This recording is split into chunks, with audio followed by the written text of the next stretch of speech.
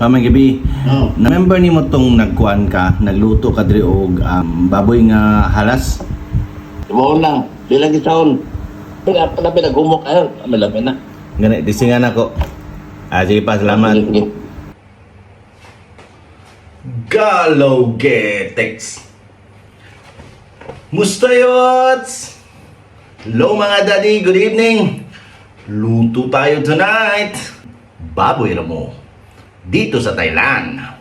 Let's go! Let's go mga yots. Galaw Getex. Ayan na nga, kakalabas lang natin sa office at pupunta tayo agad sa market. Kung nanotice ninyo, palubog na ang araw at padilim na kaya bilisan agad natin. At mga ganitong oras, medyo traffic na din papunta sa market kaya medyo mag-ingat din tayo. Nasa 10 to 15 minutes ang normal travel ng single motorcycle galing sa office namin papunta sa market. Dito sa area ko sa Bangkok, medyo mabibilis magpatakbo ang mga sasakyan, mga bus at mga motor kaya ingat na talaga ako, nabunggo na kasi ako ng bus before. Andito na ako kaya mamili na tayo. Nang dalay. So ha, dai. 160 ang kilo. Marahil nagtataka kayo kung bakit nakabili ako ng wild boar meat sa palengke. Marami na kasi ang mga farmers dito sa Thailand na nagre-raise ng wild boar sa farm nila or sa bakuran nila for consumption and for selling purposes. Hinahalo nila ang darak or corn maize sa mga gulay at mga dahon-dahon na pinapakain nila sa mga wild boar. Compare sa normal pork meat, ang wild boar meat is mas less yung fat niya. Kung sa lasa, it is more intense, gamey, and more earthy taste. At sa texture ng meat naman, ang wild boar is much firmer and less tender than the pork. And ang manotice mo agad sa wild boar is napakakapal ng skin niya. Yots, wag naman masyadong makapal, magbayad utang din. At ayan, hinugasan natin, getting ready for the initial boil. Inislice na din natin para madali siyang lumambot at madali siyang iserve later. At ayan, na-boil na natin siya ng mga 5 minutes at na-filter na din natin yung mga scum niya. Kaya pwede na natin ilagay ang ating onion, ang ating ginger, at ang ating lemongrass.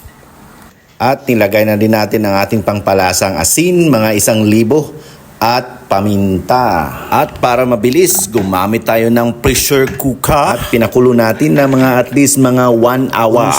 Naunswa ka? At eto, prepare natin ang mga ingredients natin para sa ating kilawing baboy ramo, which is ipapakita ko sa inyo sa other videos. And after 1 hour ng pagpapalambot through pressure cooker, tiningnan natin at chinek natin kung kumusta na yung lambot niya. Ayan, malambot na siya.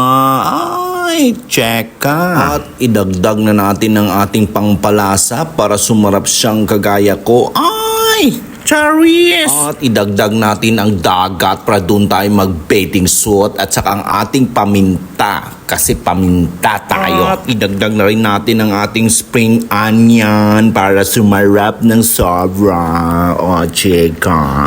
At kailangan nating tikman kasi tikim na ako sa katawan. Ay, Estesa. Sorry. Ito mga daddy, moment of truth. Ayan, wow, ang sarap. Grabe, heaven talaga.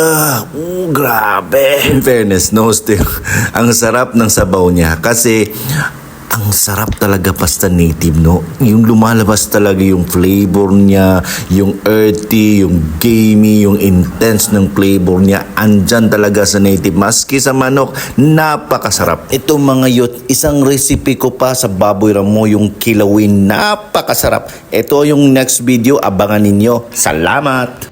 When my girl see me, she's just wanna kill. I like Thai, eat like samurai.